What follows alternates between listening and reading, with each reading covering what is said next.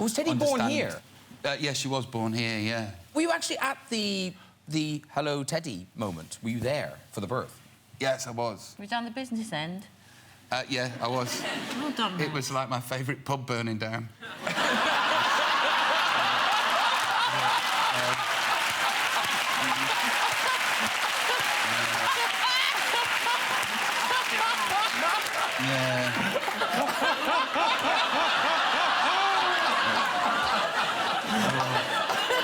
Very little tread left on that tyre. Have you rebuilt her? We haven't bothered rebuilding it yet. Because there might be another one on the way. Yeah. You don't want to go about it twice. Yes. I think it's best to live with the ruins for now. Yeah. This feels like overhearing something at a doctor's surgery. We'll just live with that, shall we? We'll just live with it. Charles, can I just have which camera? Sorry, Ida. Yes, I'm sorry too, You have actually. the beautiful food. Yeah.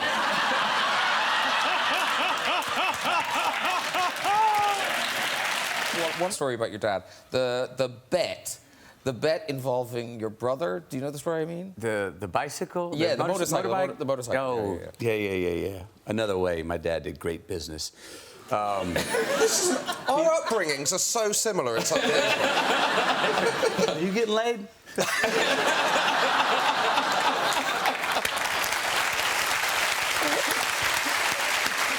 trying. every time I come on this show, I get abused by Hollywood stars. Check this out.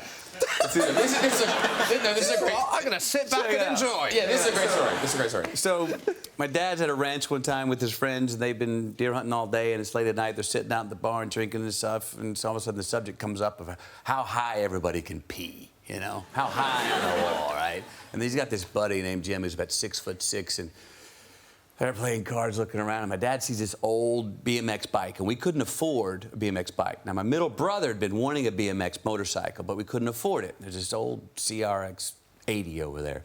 And Dad says, well, you know, Jim, my son, he could pee over your head on the wall. And he goes, oh, there's no way he can do that. And he goes, yeah, he can. I'll bet you. I'll bet the motorbike on it. And the guy goes, oh, there's no way. I'm 6'6". Pop gets in the car, drives an hour and a half back into town, wakes my 12-year-old brother up in his tidy whities, gets him out of bed. What do you got to do when you get woken up in the middle of the night as a kid? You got to pee, right? My dad says, no, you're not going to pee. Actually, get in the car with me. Get in the car. No, have a sip on this beer because we're about to go get yourself a motorcycle, buddy. So Pat's sitting there, tidy whities. They ride an hour and a half back, get back at 4 in the morning, and brings my brother into the barn. They put Jim up against the wall. Jim marks the mark at 6'6", and my dad says, go ahead, boy. By a foot. Put the CRX 100 in the back of the truck, got home, my brother's first motorcycle. We love you, baller. Yeah, me too. And Adam, what's so sweet about your character, and I think this happens a lot in families, where you're kind of the kid who's doing the most of the caregiving, but you're the least appreciated. Right. Absolutely. Exactly. Yes. But and not sorry, not I was going to say, and it reminds you of your own father, but no, not like that. But your father, he gave you quite a hard time. Well, my father was the difference in the family. My father in real life wasn't selfish. He was all about his family, but he was a strong guy, and he was. We definitely. We were a little scared of him. We didn't want to make him upset, but we loved him more than anything on the planet. But yeah, there was terror. But I think the weirdest thing he did was the dog. Oh yeah, he named the dog Adam. And he'd always say, Adam, come in here, and I'd come in and he'd go, not you, the dog. As you were saying, you are a dad of 2, but you had to like a lot of baby experience in this film. I managed to have 2 kids of my own, and I'm a dab hand with a nappy, but I've never been hit by friendly fire. But on that film set... Because how many babies did you have? 4. We had 4 babies to make up the Superman character. It was a very, very hot set because, as you know, because you've seen it, suddenly there's a lot of light in there, you know? So it was a very hot set. And I've got the baby stretched out like that. He's naked, right? So when the first one started to piss, it's very unsafe, this thing here. Now he's slippery, right? Yeah. So the only thing I could do was like, come here, little boy. Oh, my God. Right, one costume ruined, right? The next one, he didn't do anything, but there was a lot of air involved. You know? So every time you're about to say, you know, something about the sacrifice of my son, and anyway, and the third baby, he was the one that it was a full evacuation. Full and absolute evacuation, like down my arm, just like, you know. The thing is, I love babies. I love being with babies, so that was fun. But then they brought the fourth baby out, and that baby had 3 legs. And I said to the director, I said, this one's Superman.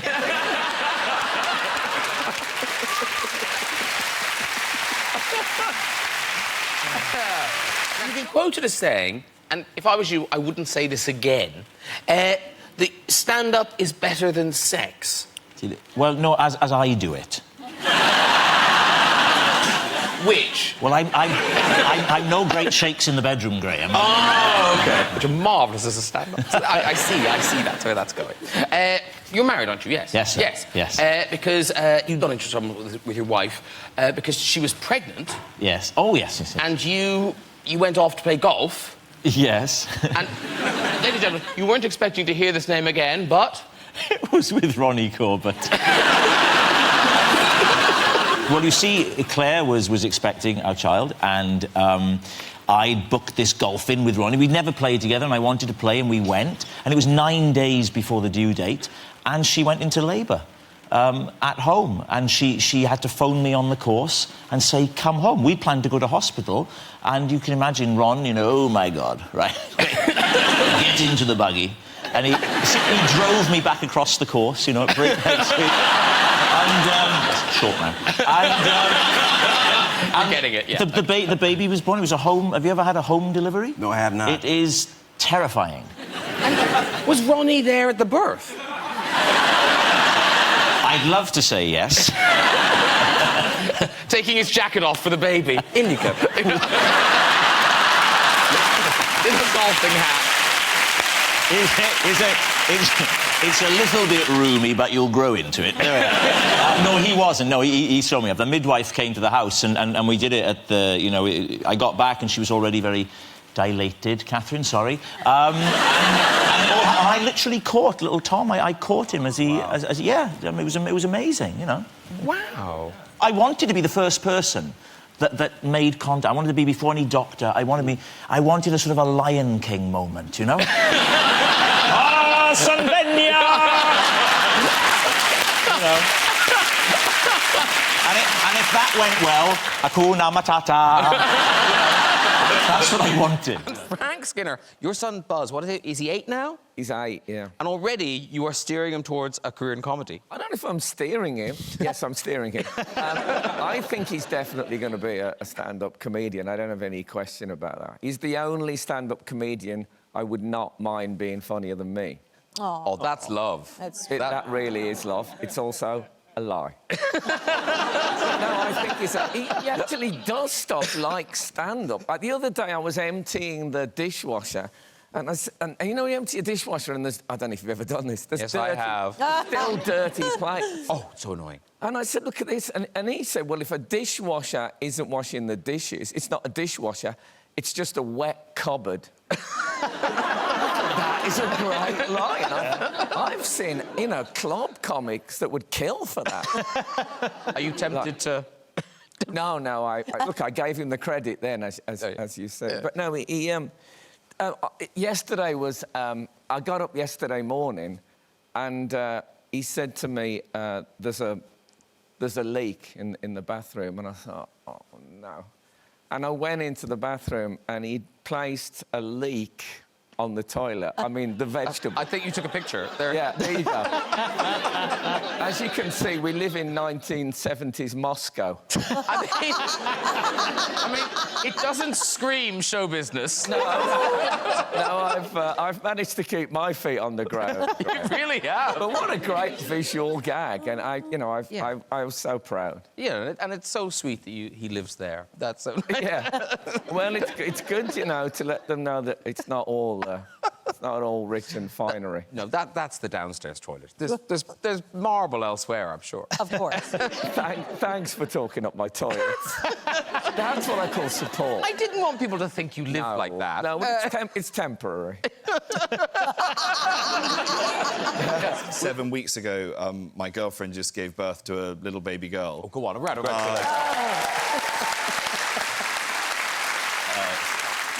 No, it's not mine, but... Well, she is.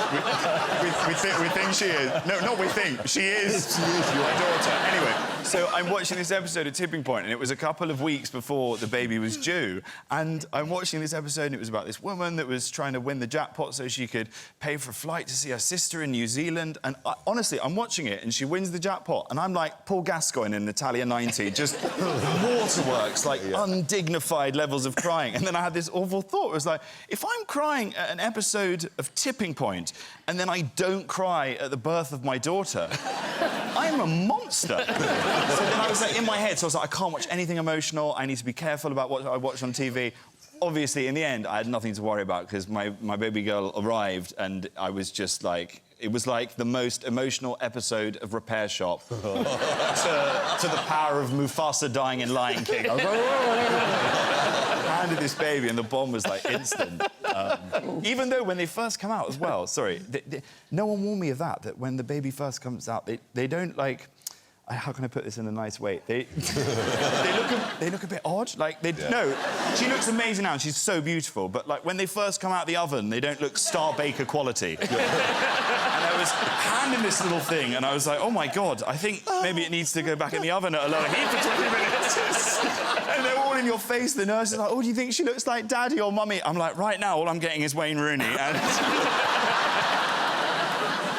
it was very emotional. So now I can watch Repair Shop again. Watch it now. So Elsie, 7 weeks old, and was Elsie always the name you were going to go for? No, to be fair, it was a little bit of a battle. Oh, there's that's Roxy. very sweet. Was Elsie Roxy's choice of name? Roxy's choice of name was... No, it was also my choice of name. I basically had a month before the baby arrived where there was a lot of me trying to spike inappropriate name suggestions of Roxy's. Like what? Well, there was one... This was like a couple of weeks before baby arrived, and she came into the bedroom, Roxy, and she was like, OK, I was thinking, if it's a girl, Phoenix. I was thinking... over my dead body. And she was like, why? Phoenix is a cute name, it's a sweet name. I was like, I think Phoenix sounds like a stripper name.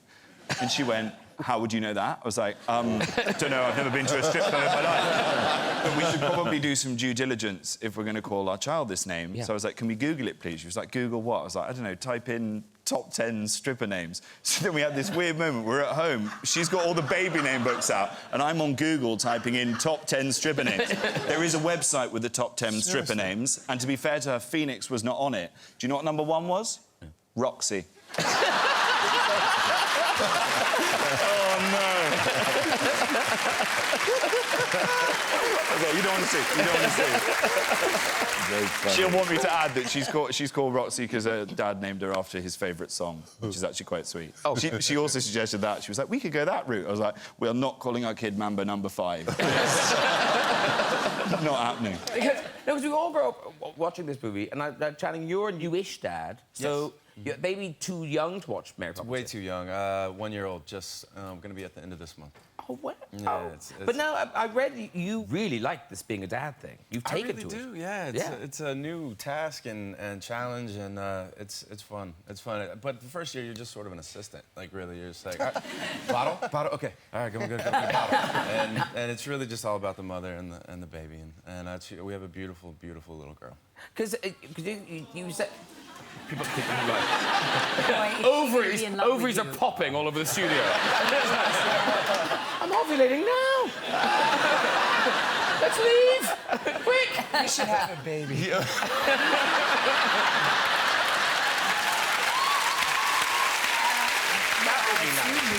Yes, we will. Let's just stop talking about it. Get on with it, yeah. After the honeymoon, though, okay? Yes, Yeah. yes. Whatever you want. Yeah. Justin, obviously you were in Shrek before this, but is it different making a movie like this now that you're a dad? Thinking that you know... Yeah, I mean, he's amazing, by the way. Oh, actually, I think you posted a pic of you and him. Do you mind if we show the pic of you and him? It's adorable. I feel like I don't have a choice. Oh, well... we can cut it out afterwards, but it's so cute. How cute is he? Silas, yeah. Silas. He looks nothing like that anymore. They grow... I really thought you were going to say nothing like you. And I was like, I will don't say say thank that on God TV. for his mother. I will say that. But he's actually seen the movie. Oh, has he? One of the perks, baby. One of the perks. Does he know it's you? Because you sound really different. He doesn't know that I'm playing Branch, but he knew Can't Stop the Feeling. Okay. That was sort of the first thing that, you know, I think I don't know that he actually registers what it really means or what it is. Or his dad wrote it. And... Right, exactly. But, you know, he's like Poppy sad. Oh, that's my character, that's not him. Yeah. You know, you know, the movie ended and he was trolls again. And I was like...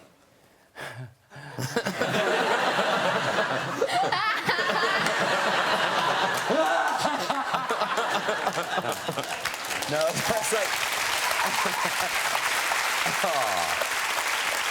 But it's like, you know, you know, watching him learn something every day it's crazy. It's really... They teach you so much, too. If you think Jamie Oliver's exaggerating about how much of a fan he is of Star Wars, here's a picture. And this is you. This is Jamie taking a couple of his kids to school. Oh, yes. Yeah. And that's a proper... That's not your... But just look how proud Poppy and Daisy are. They're like... So the thing is, it's tough being a teenage dad. I'm trying to get better at it, and I went to parents' evening and stop being embarrassing, and I'm only breathing. So after that, I'm trying to calibrate my embarrassingness, and that I felt was appropriate. And this is your proper... Like, that's not a... No, I bought that. Yeah. That's from Pinewood Studios, legit mould, massive chuffing around the growler there. Yeah. I mean, it's like, honestly, credit to the real stormtroopers, because when you run with that, there's chafing. There's strafing, yeah. And in America, you'd have been shot and killed wearing that. But you do, when you wear that, you do feel powerful. Really? Yeah? Like, yeah, what do you feel like you could do? Because like, literally, like, a minute after that, I just walked out into the street and just stopped a bus. And then, but also, the hilarious thing is the bus driver's a similar age, and he's like, I'm stopping. This is not normal. And then I go, and he opens the door. Even sounds right. Have you had any problems with the rebellion? He went, move on. And also, in terms of voices, I didn't know this till we were covering the show, that Gary Oldman, you are the voice in Call of Duty. Yes, one of them. Wow. I'm General Reznov. Yeah. I'm more famous for that than anything else, I tell you. Because that's a big deal. What's Call of Duty? What It's a World War... It's not that big a deal. Is it again? I'm not down with No, it's a World War II It's what they call a first-person shooter. Yeah. Where you kind of take control of a warrior. Yeah. You take control of a warrior. You take control of a brave warrior and guide him through battles of the Second World War. So you do play it? So do you play it? You play it? Oh, I have done, yeah. I mean, I have a baby now, so I can't really break away from fatherhood to say, I'm going to go upstairs for 5 hours and shoot people. It doesn't cut any mustard, so... No, I've kind of given up, really. But how much do you say in it? Tons, yeah. I mean, it's 4 days in a studio, and you literally scream your head off. I mean, I've never shouted so much in... I mean, you have to do it in, like, 4-minute bursts, because there's all the sort of variables that the directives that the player can go. So you have to give them all the options. And they have this thing which is battle cry, which is your voice, but it's over music and battle sounds. So it literally is a scream fest for about 4 days.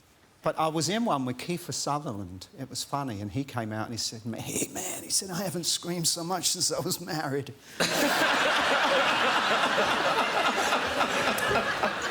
But how loud do you get? I could do it for you. Do it, do it.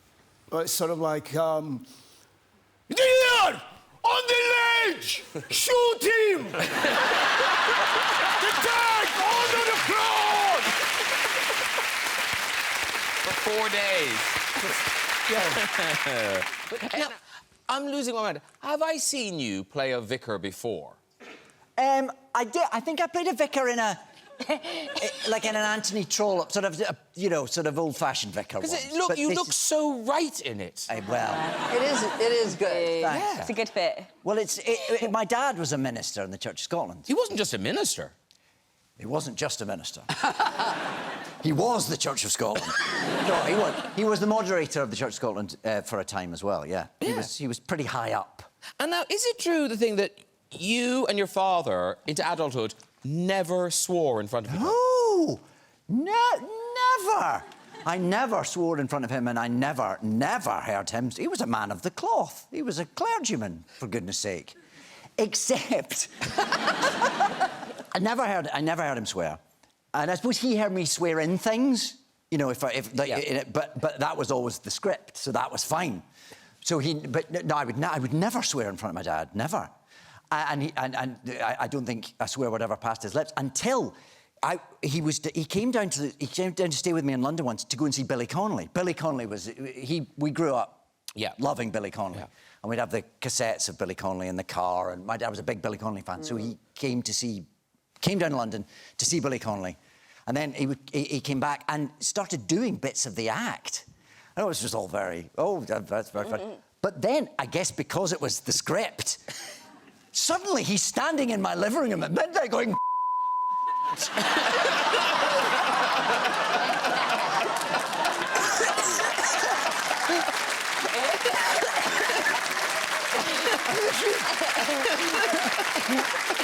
Wow. This is the moderator of the Church of Scotland. I think he'll be excommunicated. But because it was Billy, it was allowed. Billy's a special case. Yes, of course. Yeah. Jamie Dornan. Hello. Now, you don't sleep eat. Sleep eat? You don't sleep eat. Probably not, no. No, but you do sleepwalk. Listen, that I'm aware of, I've sleptwalked once in my life. I was about 11 or 12. And I woke up. Come on, Jamie, come on. I woke up. I've told some shockers on this show before. I woke up and my dad was at the end of my bed. And he said, "Morning, Jamie." I said, "Hi, Dad. Morning." He said, "You have anything to tell me?" I said, "Not really. Slept well." He said, "Do you think you sleptwalked last night?" I said, "Not usually do that sort of thing." He said, "Well, someone's done a poo in the bath."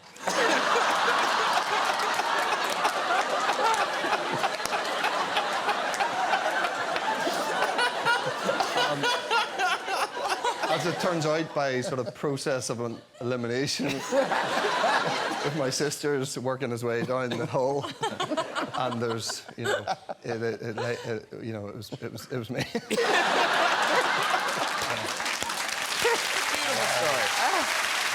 beautiful story, beautifully told. I can only come back when he's here. Yeah. It's just too much fun. You got married in lockdown? No, I got married before lockdown, Oh, but before lockdown. we had a child baby? in lockdown. We had a lockdown baby. Oh, little baby girl. Little baby girl. Oh. Congratulations. Yeah. And the arrival of said daughter has brought out some man skills in Ed Sheeran. Yeah. Well, I'm not very good at anything other than music, and I don't know. I didn't want to do like an IKEA crib. So I've sort of set up a small guitar company inside of a big guitar company that already existed in Northern Ireland, so they had loads of wood lying around, and my wife is called Cherry, so I asked for a bunch of cherry wood, and essentially drew a design for a cot and then made it over the course of like a month. But I didn't wear a... You're ruining it for everyone, you know that. Yeah. New fathers are like, I'll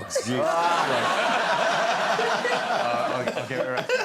I didn't wear a mask, so I inhaled all this sawdust, and I got really like ill. And this is me making it. Oh, here it is. Look at it. Yeah. Wow. Do you have the finished project? I mean, you can see. Did you build this? Yeah. Yeah. On your own? That's amazing. Well, it's basically just you put you measure a box and then you just do slats and then do another slat. A little bit more than that. Wow. That's amazing. It looks a little bit like a cage for your... It might be upside Keep down. him in. Oh, OK. It sounds really well in it. Do you have the finished product? I lack it. All right, Ed. There we go. Oh, it's beautiful. Look how happy I am. No, that's exactly...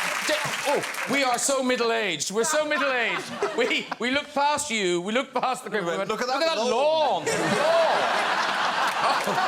How does he do it? The guy that looks after the lawn, Ian, he'll be really, really chuffed with it. He will. He will. Now, have you got a pet for baby Lyra yet? Pet? Yeah. No. Children love pets. Yeah. I mean, we have 2 cats, but we had them pre-Lyra, and they kind of now come in with a dead animal every day as if to say, hey, feed the child. And Lyra's, you know, she's crawling around and there's just, like, bluebirds and, I don't know, mice and, yeah, it's... Okay. Social services. And I hear even your kids now, well, they're 3, they're already being pranksters. Yeah, So, look, my kids are clearly my wife's children, right? They are 3, and they speak fluent Italian, and they're way ahead.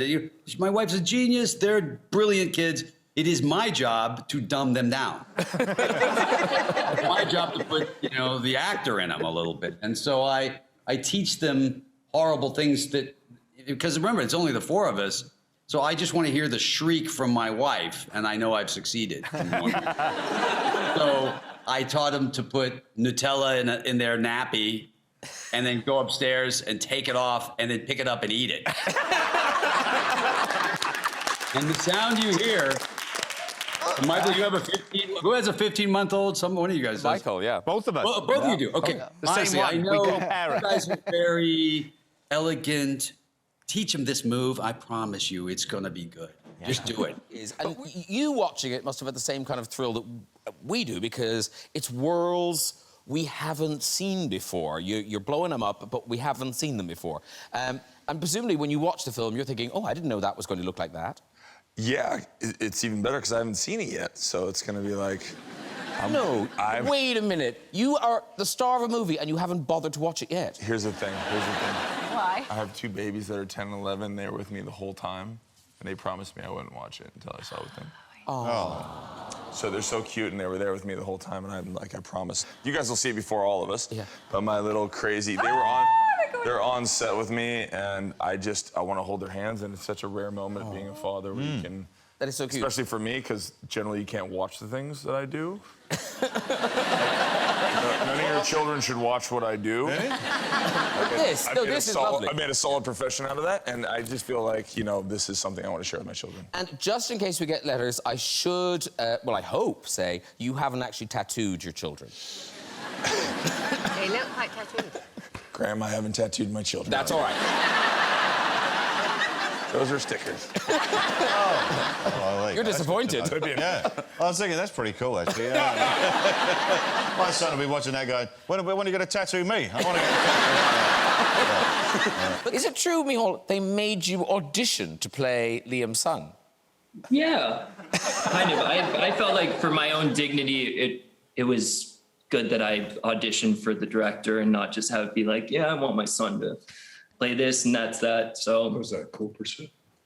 No, that was for this one. Well, that's you auditioned. Yeah. I didn't know James, that. Yeah. Well, I'm glad we're talking now. Can I ask a question, Mihal? Having worked at a family business, how is it working at a family business? Woo! It's actually all right. I mean, honestly, it was kind of traumatizing at the age of 5, seeing your dad get sliced in half by a lightsaber or blown up in some crazy factory explosion, and also kissing somebody else. That I always thought that was like CGI as a kid. I thought it was some like weird Hollywood effect. It wasn't real until I came the age. I was like, oh wait, yeah, that's actually part of the profession. Okay. That's really... Did you take Micheál to set, Liam? Yes, I have to tell. No, go ahead. Go on. One little funny story. I remember I was making Star Wars: The Phantom Menace in Leavesden Studios about 23 years ago, and it was at lunchtime, and Michael was 2, so I was carrying him, showing him the set at lunchtime, and R2-D2 was parked up against wherever, and I was carrying Michael around and pointing things out, and he saw R2-D2. Now, he knew nothing about Star Wars or saw any movies or comics or anything like that. He's 2. But he saw this little metallic creature, and he was like this. I had to get down from my arms, waddled over to this thing, and started hugging it, which I thought was fascinating. And I remember after lunch, I told George Lucas, I said, George, I brought my son to see, he had to go down and go over to R2-D2 and just hug him. And George wasn't surprised. He had a smile on his face and he says, yeah, he has that effect on children. Aww. I says, but my kid is 2 years of age. And, it's a big chunk of metal. But he just knew it was cuddly and comfortable and friendly, Is this what it's like, Micheál, when you bring dates home? I feel like... Pretty much, he's got the lightsaber out, he's, yeah. I'm going, hi. Have you seen Taken 1, 2, and 3 by any chance? What about you? Have you seen The Phantom Menace? Okay, I'll leave you guys. Micheál, you mentioned the lightsaber. Do you have any Star Wars stuff in your house? There is the Holy Grail, which I think I've got tonight. This piece of wood has been to the planet Tatooine and back many, many times. Wow. Oh, I'm terribly sorry. Terribly sorry. The film was going to be called The Beginning. It says it here. And anyway, this is the one I had in the film. And all the Star Wars fans all think, well, you turn on the lightsaber with your mind. He says, no, there's a red button. That's it. It's what to do with the mind. Anyway. A lot of people know you as Jim's dad in American Pie. Yes. But you didn't want to do that. You said no to that. Oh, I said no initially, yeah, because, I read this, I got the script, and reading the script, you get to, page 4, and, somebody is masturbating into a glass of beer, and then somebody else unknowingly picks up the beer and then, kind of drinks it, and then there's, and then 2 pages later, there's somebody kind of, performing oral sex on a... Can I just say, I can only apologize. I had no idea this is where he was going to go. I'm building up to a point here. I didn't want to do it. I didn't even like the part the way it was written, Jim's dad, because it was kind of written as a nudge, nudge, wink, wink kind of thing with the dad trying to be friends, kind of a hip friend with his son. And I said, I don't want to play that. I think a dad should be the kind of dad that nobody wants to hang around with, right? when they're a kid, just a square dad trying to do the right thing. And so they allowed me to improvise, do all the scenes, take them out and improvise before we started shooting, before I committed to do it. And then I liked the way the improvisations were going. It was kind of turning out the way I wanted it to, so I said, okay. But that was it. Yeah, that was a Wow. That was a tough one. Brendan, because, you know, obviously everyone's saying how wonderful Ireland is, but because of your successful film career, you must have considered moving to America at some point. Funny enough, not really.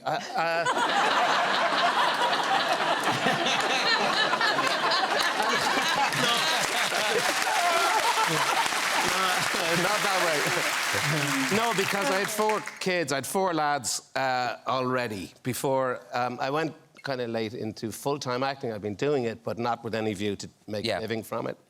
So I went from 34. So by the time it came to me, and I can tell you actually, one of the first things I did was a thing called Lake Placid, which we shot in Vancouver.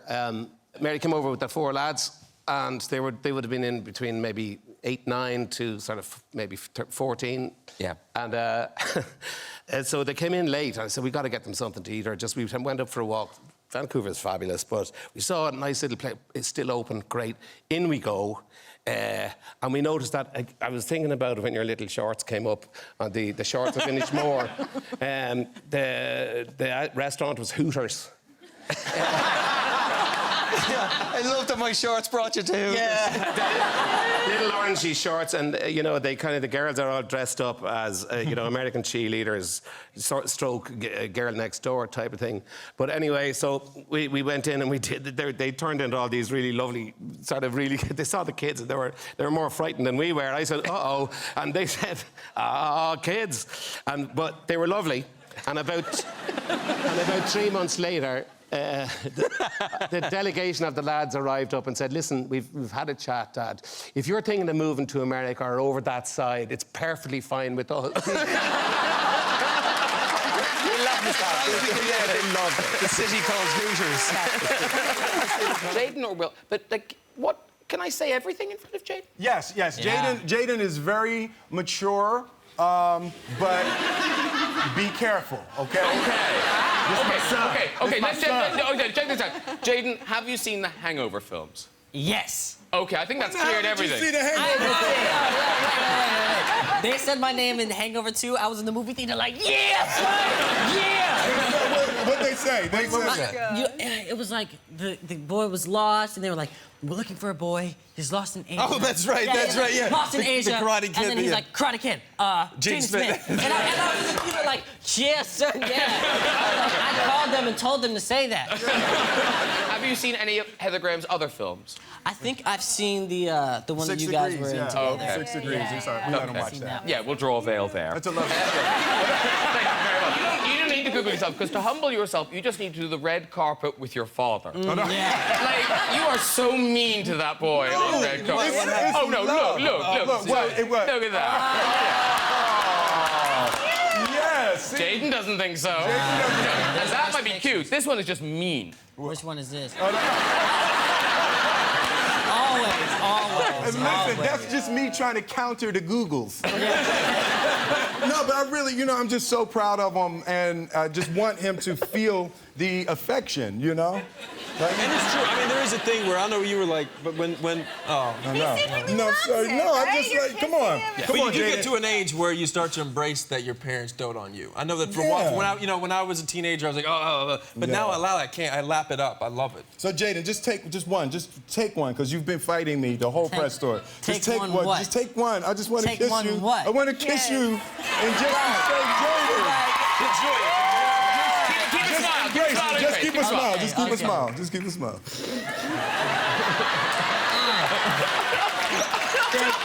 Thank you, man. Thank you, Dad. That was great, right? That was great. Now, it's called Roaring Forties. Yeah. I'm in my 40s, hear me roar. This is the idea. I'm embracing the fact that I'm an old man now. Oh, are you turning into a grumpy old man? No, I'm a happy old man, you know, because I'm looking at the things. I've been doing some research about the aging process, because I'm going through it. And apart from you can hardly hate yourself moving a compost bin, you know, it's not that bad. Like, one of the things, apparently, I'll start to lose muscle definition.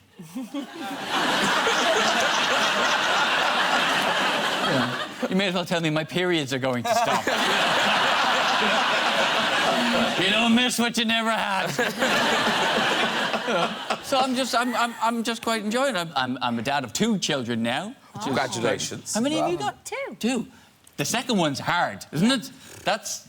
People always say... There's no novelty. It's not... Well, there's... There is an aspect to it, though. Baz, you've got There two. is the novelty thing. I have two. Yeah, because my wife's like, oh, look, he's crawling. I'm like, you know, we've got one that walks. You know, to get the same enthusiasm going the second time round. Yeah. I was the second child, no photographs at all. I know. Hundreds of pictures of my sister. Do you know what it changes the most? Is it changes how you greet each other in the morning. I find that is the biggest difference. It's like, I used to see my wife in the morning and I'd be like, oh, that was a wild night we had last night, or, oh, there she is, the toast of the symposium, or whatever, you know. 2 weeks ago, something like that. 2 weeks ago, my wife came down the stairs and I greeted her with the phrase, oh, good, you're up. Watch him while I have a shit. That's not romantic. No. Chris, congratulations. You have a brand new baby. I do, yeah. A little boy called Little boy, there he is. Also, people loved the fact that you posted this, because just tell us the caption. Shit happens. It's the truth. It's totally relatable, but The look kid just shits up his back every time. How did I get it so far up? I have no idea. I just don't get the physics. Yeah, and he burps and farts like an old man. He sounds like a 40-year-old man when he burps. It's really funny. Like, I have 4 children, 3 with Catherine, and the 2 girls are very dainty and sweet and wonderful. And Ford came out, immediately sounds like an absolute old man. So shortly before that picture, it was just like the loudest, wettest fart, and then it just starts creeping up his back. I was like, oh my God, here we go. Yeah, Rob has a brilliant parenting podcast that is incredibly popular, doesn't he? Oh, thanks, Bob. Really? Yeah. It's fantastic, where he talks about the trials and tribulations. There are so many great stories, but can you tell us about flying with kids? You said really as if it was like it's me talking about how bad I am. It's not like advice.